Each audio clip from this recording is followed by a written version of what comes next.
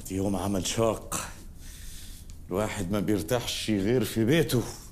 انزل يا جميل في ساحة واتمخطر كده بالراحة، انا قد عليك ايه ده؟ ايه ده؟ بس ستوب ايه يا جدع، حرام عليك، ايه اللي جابك دلوقتي؟ حرام عليك، بوظت المفاجأة. يلا امشي استخبى. من انتوا؟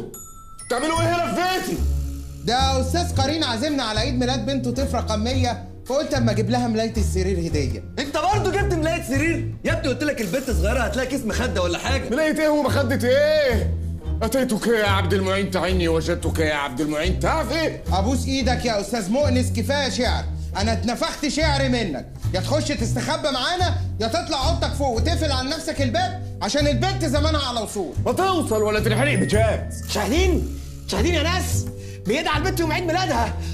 يا قلبي يا قلبي ابني حبيبي، سيب الواد، حرام عليك، منك لله. اهدي يا حاجه مفيش حاجه.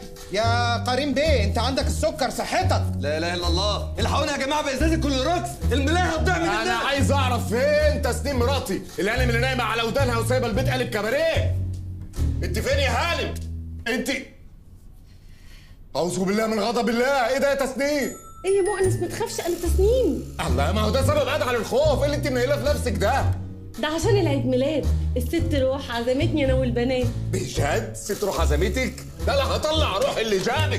تعالي لي بالحذاء. ايه ده بس؟ ازاي يا بس تسمحي له يتعامل معاكي كده؟ صدقني انت لو بنتي اطلعك منه الصبح وعلى الظهر اكون خطباكي نسيت سيده. بقول لك ايه يا حاجه بوتاجاز، عندك كلمه حلوه قوليها؟ يا حاج، عندك حاجه حلوه قوليها، ما عندكيش ابعتي هاتي والنبي. ملناش دعوه يا ماما، دي امور عائليه. عائليه؟ انتوا خليتوا فيها عائليه، دي بقت بصراميط. اقسم بجلال الله اما انصرفتم جميعا لكن مخلص على كل كليله. بقول لك ايه، انت فاكر لما تعمل لنا فيها صعيدي هنخاف منك ولا ايه؟ احترم نفسك. لا سيبهولي، ده واضح ان هو عايز يتهزق. اتهزق؟ تعالى لي.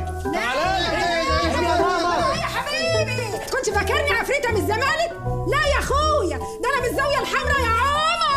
مصر يا امراه. عيب لما تقول لواحده ست يا امراه. اخرس يا دكتور. ايه يا استاذ بونس؟ دي ست كبيره، مش شايف الملايه مكرمشه ازاي؟ انا مش مصدق نفسي. انتوا واقفين مع العفاريت ضدي؟ احنا واقفين مع الحاج في كسر حقوق. مش مع الحق، مع الحاج قرين. حاج ده؟ ايوه. طب تعالى لي يا حاج. لا وريني بقى.